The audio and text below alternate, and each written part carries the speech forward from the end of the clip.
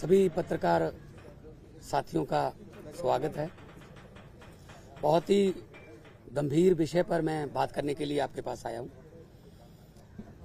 देश में जो माहौल चल रहा है, कई सालों से चल रहा है, जो एजेंसीज हैं उनको एक टूल की तरह, एक औजार की तरह, हथियार की तरह इस्तेमाल किया जा रहा है। कोई भी विपक्ष का नेता, कोई भी विपक्ष का कोई लीडर अगर बीजेपी के जुल्म जबर के खिलाफ बोलता है तो उसके घर पे ईडी आती है, उसके घर पे सीबीआई आती है, इनकम टैक्स आती है और ये अनडिक्लेयर्ड इमरजेंसी की तरह देश के हालात हो गए हैं। ये बात आज मैं इसलिए कह रहा हूं कि यही बात आडवाणी जी ने कही थी कि अनडिक्लेयर्ड इमरजेंसी वाले हालात हो जाएंगे। तो आज हालात वही हैं।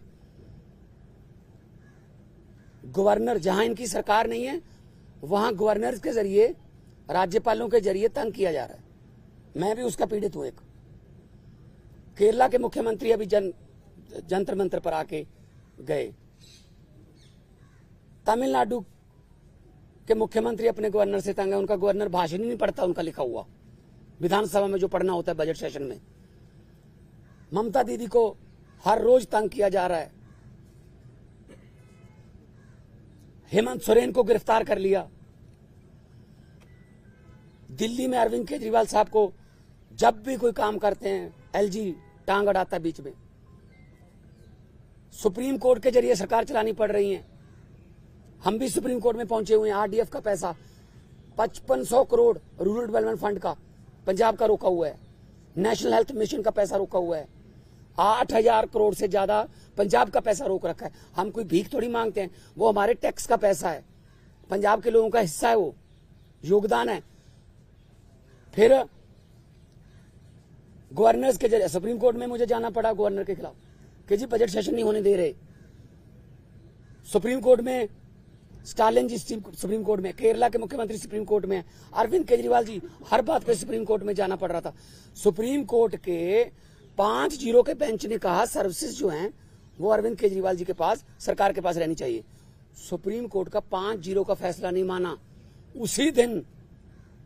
उसी दिन ऑर्डिनेंस जारी करके कहते नहीं, अरविंद केजरीवाल को काम नहीं करने देंगे हम। क्या अस्पताल बनाने वाला, आज दिल्ली में अस्पताल बनाने वाला, जिसने पूरे देश में हेल्थ क्रांति लेके आई, पैरासीटामोल की छोटी सी टैबलेट से लेके 40-50 लाख जो टेस्ट है फ्री हैं। आप लोग भी जाते होंगे, आपके रिश्तेदार, भगवान ना करे कोई ऐसी बीमारी हो। अस्पताल बनाने वाला जेल के अंदर सत्येंद्र जैन।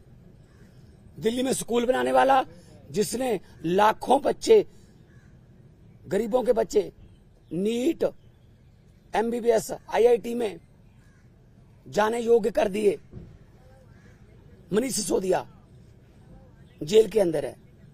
राज्यसभा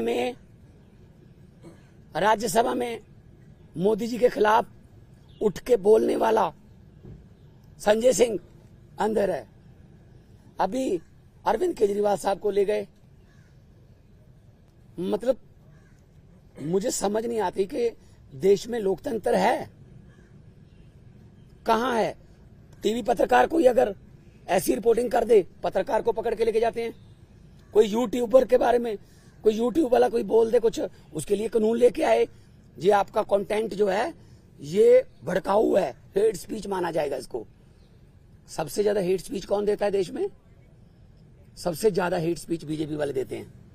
गोली मारो, ये आतंकवादी हैं, इनको वोट दोगे तो आपके घरों में आएंगे। मतलब ये हेट स्पीच तो ये है ना। हम तो काम की राजनीति करते हैं, हम नाम की राजनीति नहीं करते। मैं पंजाब का 2 साल हो गए मुख्यमंत्री बने हुए।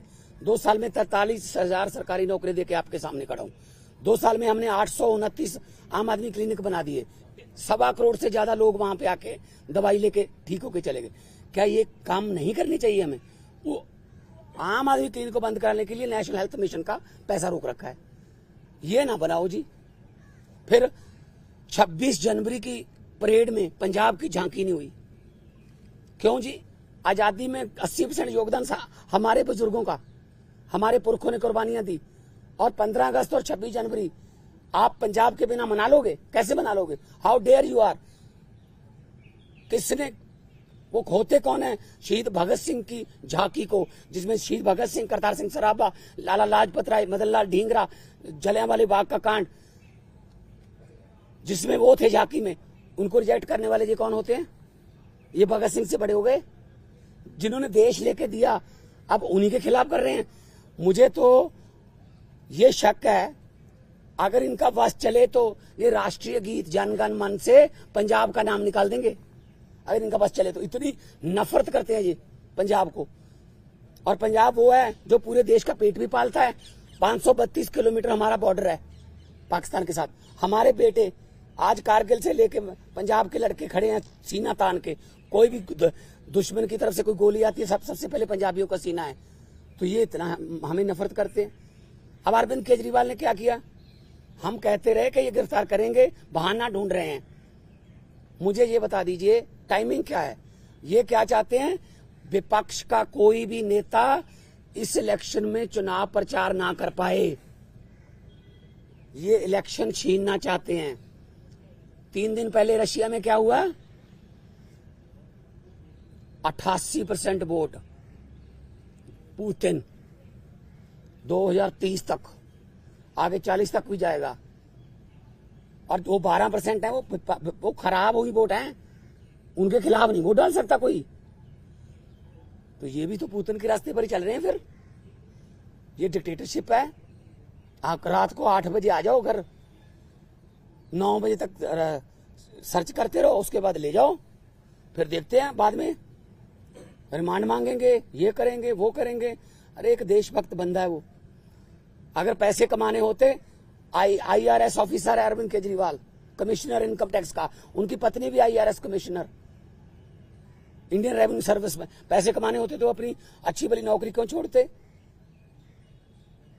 तो इनको यही लगता रहता है कि हमारी तरह सारे ही, देखो साधु को सभी लोग साधु लगते हैं, चोर को सब चोर लगते हैं।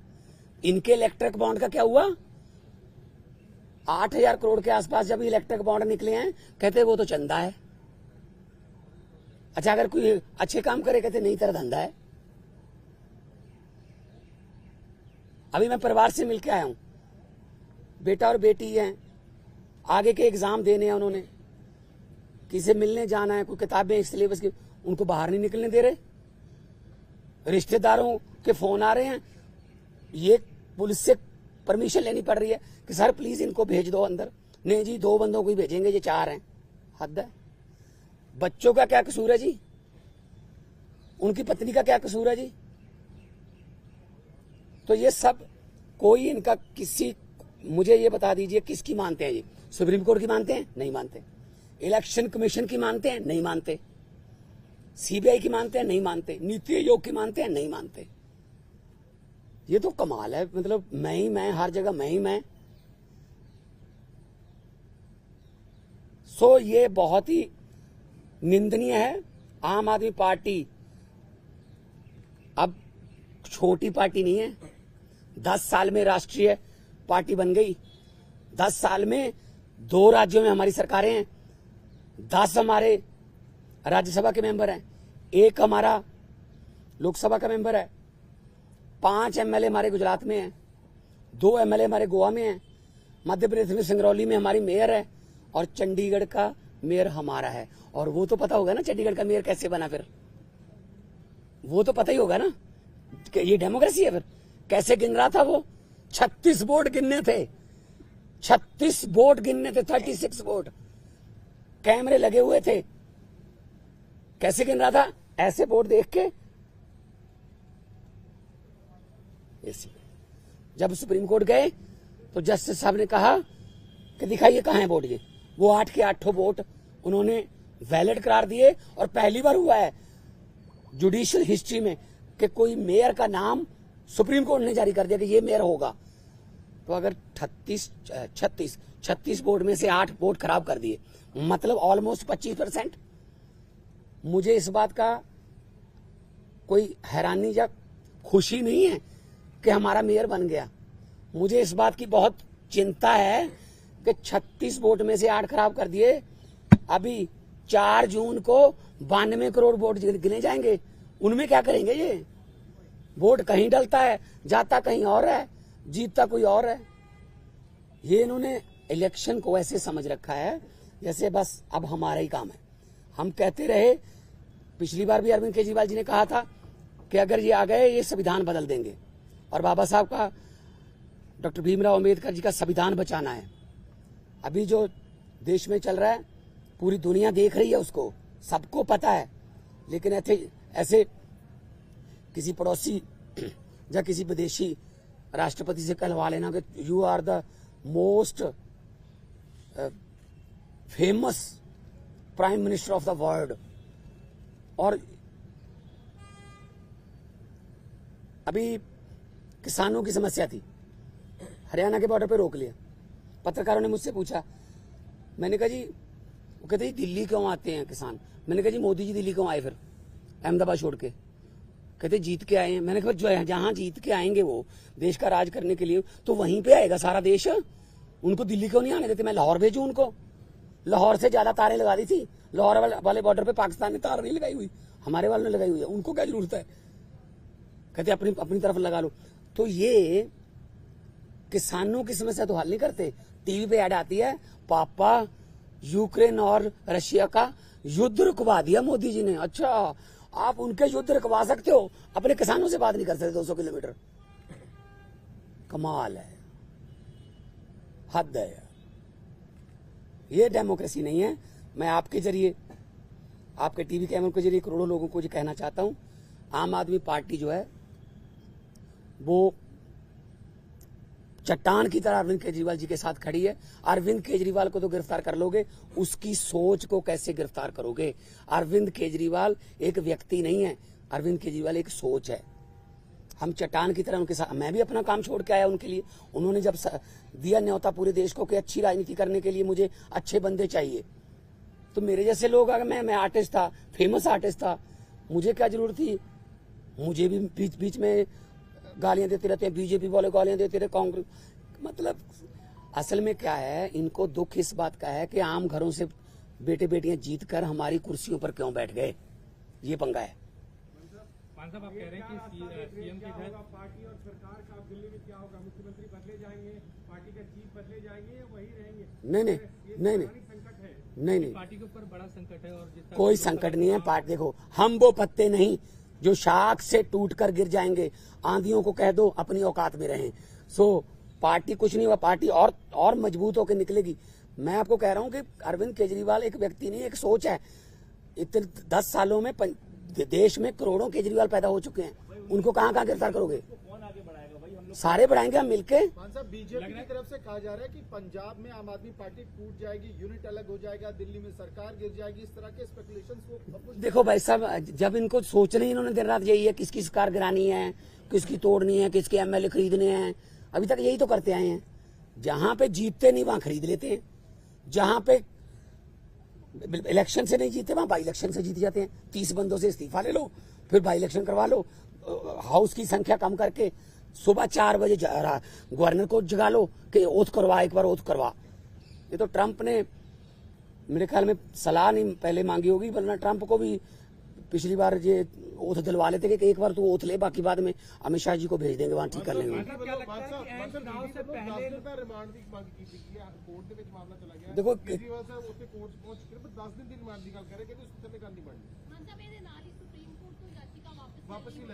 ਉਹਦਾ ਦੇਖੋ ਸਾਡਾ ਲੀਗਲੀ ਫੈਸਲਾ ਹੈਗਾ ਕਿ ਅਸੀਂ ਨੀਚੇ ਵਾਲੀ ਕੋਰਟ ਦੇ ਵਿੱਚ ਹੀ ਜਾਵਾਂਗੇ, ਪਰ 10 दिन ਦਾ ਰਿਮਾਂਡ ਮੰਗਣਗੇ, 15 ਦਾ ਮੰਗਣਗੇ, फिर जुडिशियल रिमांड होगा, फिर जमानत कैंसिल कराओगे, आ होगा। जब किसी की मानते ही नहीं है, या तो 5-0 का फैसला ही नहीं माना जब सुप्रीम कोर्ट का, तो किस पे भरोसा करेंगे? तो इसलिए हमें कोई डर नहीं है, ये कोर्ट फैसला करेगी कि कितना रिमांड देना है। हाँ।